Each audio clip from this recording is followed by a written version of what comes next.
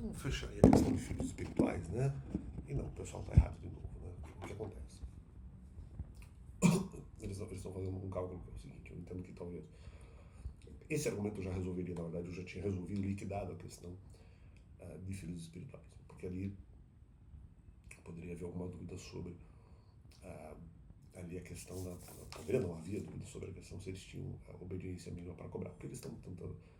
E depois a discussão meio rápida porque eles fazem um cálculo de que talvez a obediência mínima fosse diferente, mas eles estão dizendo o seguinte, não, mas se eventualmente, independentemente de qual obediência mínima for,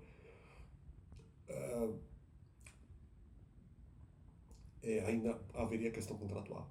E na questão contratual, para que se possa cobrar a questão contratual, se a obediência mínima fosse o nível de obediência que eu pensei que seria quase integral, se esse é o caso, eles só podem cobrar por contrato se eles tiverem obediência mínima. Mas isso não é verdade, porque talvez, eu considerava a possibilidade que talvez a questão de feridos espirituais não pudesse ser cobrada por contrato só por comportamento.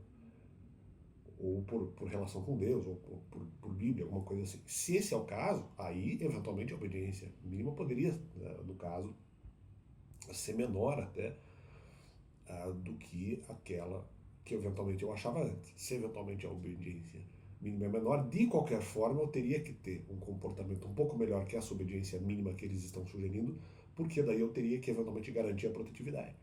Porque se eu tivesse o mesmo nível de obediência desses caras, aí uma grande confusão poderia acontecer. Fica esse complemento canal liquidando a questão com esse novo argumento lançado pelas pessoas, mas na verdade, no caso pelo argumento da prova em relação a Deus, eu já tinha terminado o tema, porque o tema já tinha sido fechado no sentido de que poderia haver, no caso, ali para Deus, a questão de que as pessoas, Deus poderia entender, já sabendo, no caso, qual é o comportamento das pessoas, Deus pode entender que o comportamento das pessoas não era o mínimo suficiente em vista de um outro padrão de obediência sugerido, no caso, por mim, independentemente se realmente eles sugerissem, se eles sugerissem outro tipo de padrão, mas não importa, porque aí o padrão que se estava contabilizando naquele momento era o quase integral, e não menos do que isso fica